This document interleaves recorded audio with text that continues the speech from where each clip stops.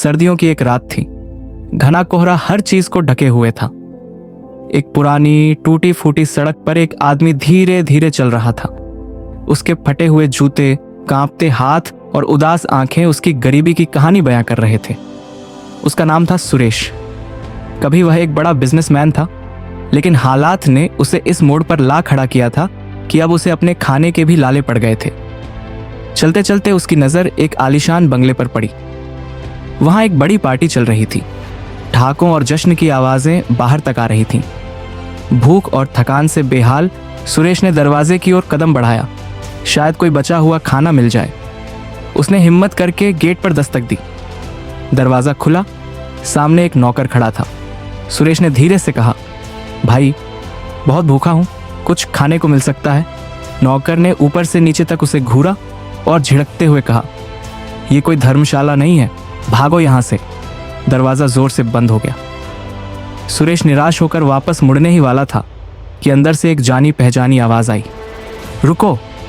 दरवाजा फिर से खुला।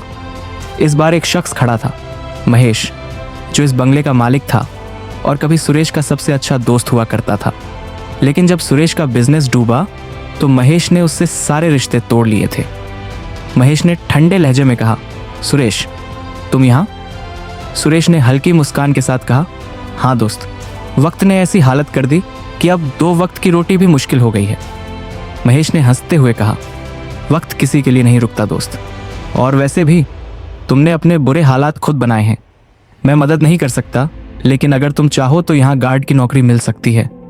सुरेश ने एक पल के लिए महेश की आंखों में देखा।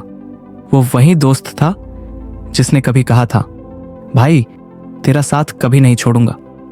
और आज वही दोस्त उसे गेट पर खड़ा करके नौकरी का प्रस्ताव दे रहा था। सुरेश ने गहरी सांस ली और कहा, नौकरी की जरूरत नहीं, लेकिन एक चीज दे सकता हूं तुझे। महेश हैरान हुआ, क्या? सुरेश ने अपनी जेब से एक पुराना सिक्का निकाला और महेश के हाथ में रख दिया। महेश ने अजीब से भाव से उसे देखा। यह क्या है? सुरेश मुस्कुराया और कहा, याद है जब हम स्कूल में थे तब तूने मुझसे कहा था कि यह सिक्का हमेशा तेरे पास रहेगा, दोस्ती की निशानी के तौर पर। महेश चुप था।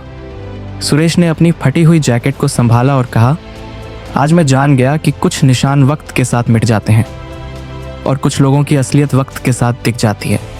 इतना कहकर वह वापस मुड़ गया और कोहरे में कहीं खो गया। महेश के हाथ में वो पुराना सिक्का था, लेकिन शायद अब उसकी कोई कीमत नहीं थी। रिश्ते खून से नहीं, एहसास से बनते हैं। जब तक मतलब होता है, लोग साथ होते हैं, पर सच्चे रिश्ते वही होते हैं जो बिना किसी स्वार्थ के हमेशा आपके साथ खड़े रहें।